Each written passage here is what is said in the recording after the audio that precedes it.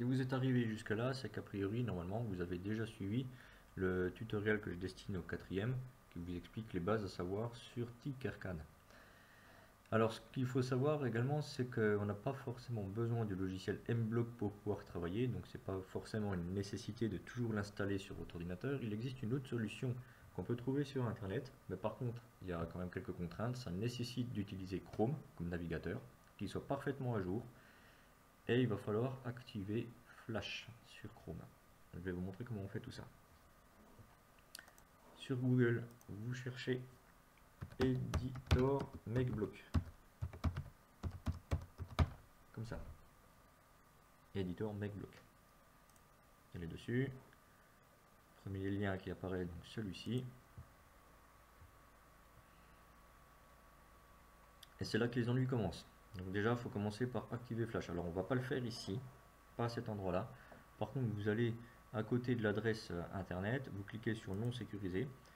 Et soit on vous propose Flash directement dans cette fenêtre-là et vous l'activez, soit il n'apparaît pas du tout. Dans ce cas-là, vous allez dans paramètres de site, vous descendez un petit peu, vous trouvez en plein milieu de la page quelque chose qui s'appelle Flash, vous autorisez, vous refermez ceci, vous actualisez la page.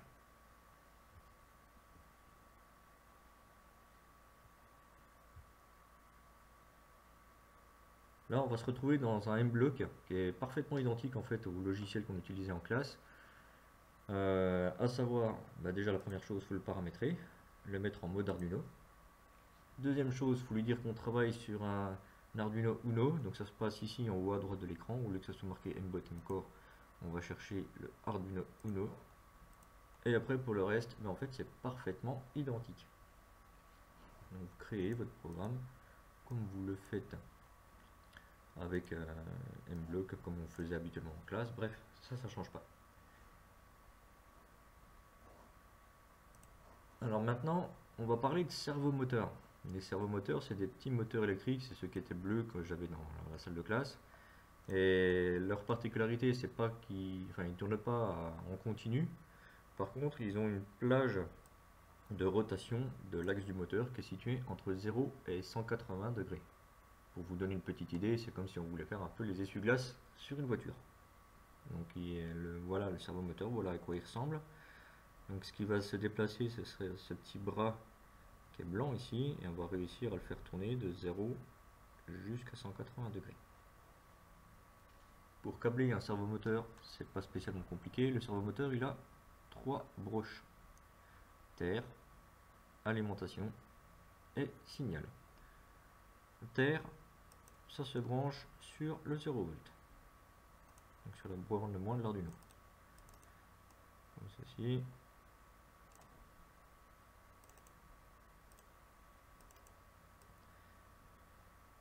Et du coup, comme il est branché sur le moins, on va lui affecter un fil noir. Alimentation, ça c'est branché sur le plus de l'Arduino, typiquement sur la ligne tout en haut de notre plaque lab. Et comme il est branché directement sur le plus, on lui met un fil rouge. Troisième borne, et c'est celle-là qui est importante, c'est le fil signal. C'est par ce fil-là qu'on va lui donner la consigne d'aller à tel angle en particulier. Si on demande à notre servomoteur d'aller par exemple à un angle de 180 degrés, il ira à l'angle de 180 degrés. Si on lui demande d'aller à un angle de 12 degrés, il ira à l'angle de 12 degrés. Alors par habitude, je vais mettre un fil jaune sur ce fil signal. Donc en fait, on va programmer l'Arduino par la borne numéro 7 pour donner un signal au servomoteur de s'orienter à un angle bien particulier. On va tester ça tout de suite. Même pas besoin de mettre une boucle répétée indéfiniment ici pour faire le premier test.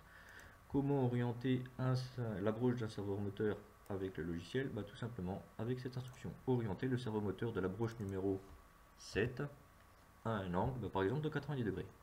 Donc là pour l'instant on va utiliser cette consigne toute simple. On va demander à ce que l'angle se mette à 90 degrés. Pour récupérer le code, on sélectionne tout avec CTRL A, on copie le code avec CTRL C, on va dans le logiciel, on remplace tout le code qui était existant, on démarre la simulation. Et le servomoteur s'est donc orienté à un angle de 90 degrés. Vous avez pu voir le bras du servomoteur qui a bougé. Donc quand j'arrête la simulation, il est à 0 degré. Si je démarre la simulation, il se met à 90 degrés. Maintenant, si jamais je veux changer l'angle, par exemple si je veux lui mettre 37 degrés, je mets 37 degrés. Je récupère de nouveau le code. Je vais dans le logiciel, je colle le code à la place, je démarre la simulation. Et cette fois-ci, le bras du servomoteur s'est orienté à 37 degrés. Si on veut aller encore plus vite, on va directement dans le code et on change la valeur ici. Servo set.bright, ça veut dire va à tel angle pour le servomoteur, va à l'angle 112 degrés. On teste. Voilà, là je vais à l'angle 112 degrés. Alors ça marche de 0 à 180 degrés. Donc si je lui dis d'aller à 0 degré, en fait il va quasiment pas bouger, vous allez voir. Voilà, il s'est décalé un tout petit peu, simplement parce qu'il est alimenté. Et si je lui dis d'aller à 180 degrés, comme on va le faire ici,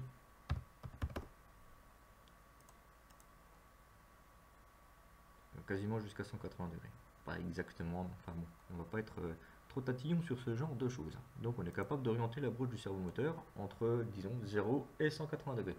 Tiens, on teste pour voir si on peut aller à plus.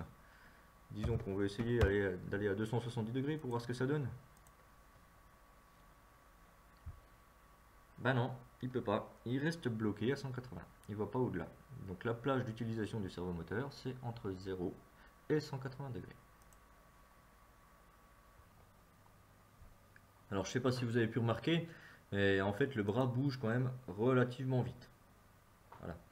Imaginons qu'on veuille ralentir fortement ce mouvement. Que devrait-on faire?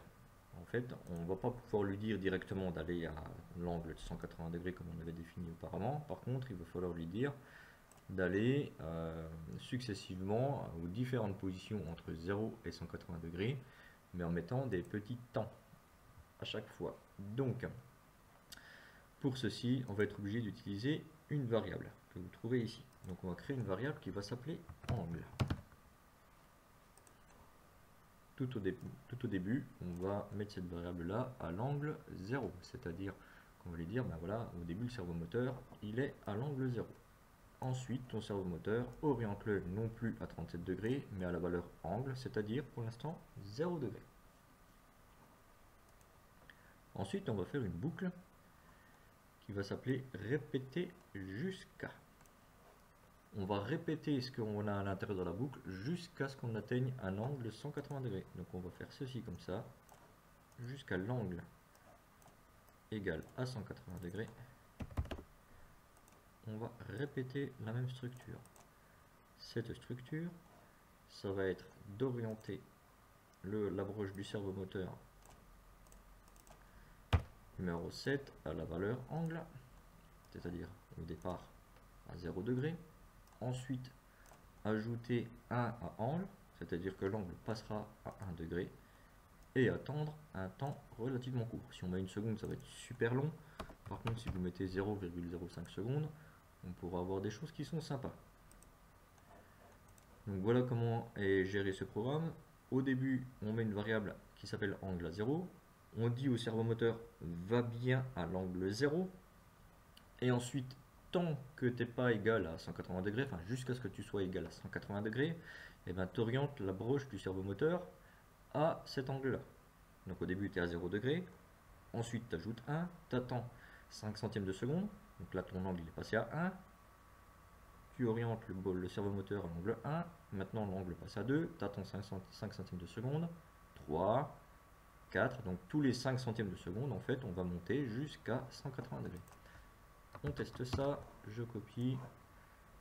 Je vais dans mon code. Et on y va. Donc là, cette fois-ci, on voit la broche du servomoteur qui monte lentement. Elle va de 0 jusqu'à 180 degrés.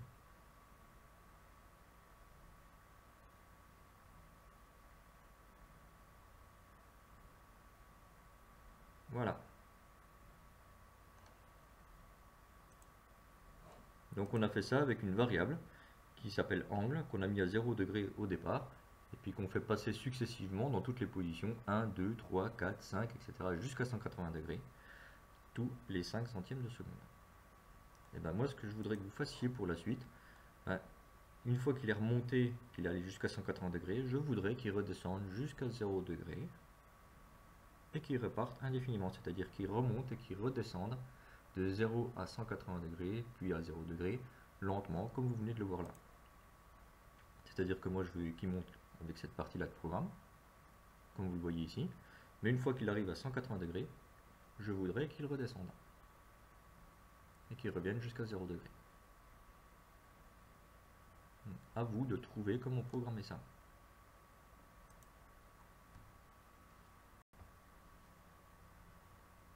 Voilà ce que je voudrais que ça donne en fait. Donc ça monte tranquillement jusqu'à 180 degrés.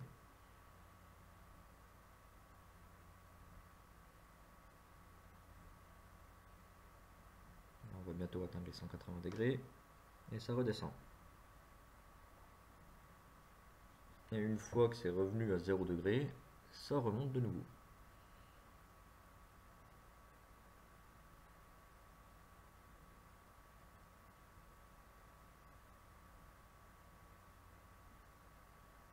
Voilà, ça remonte, etc., etc. Donc je voudrais que vous arriviez à faire quelque chose comme ça. Si on veut aller plus loin, je voudrais également faire d'autres tests, c'est-à-dire faire en sorte que le mouvement soit plus rapide. Par exemple comme ça.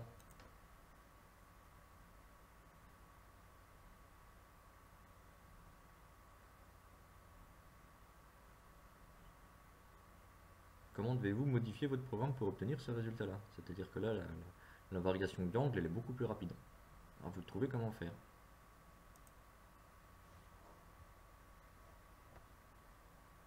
On pourrait même imaginer le cas où ça monte très lentement et que ça redescend assez rapidement, comme ça.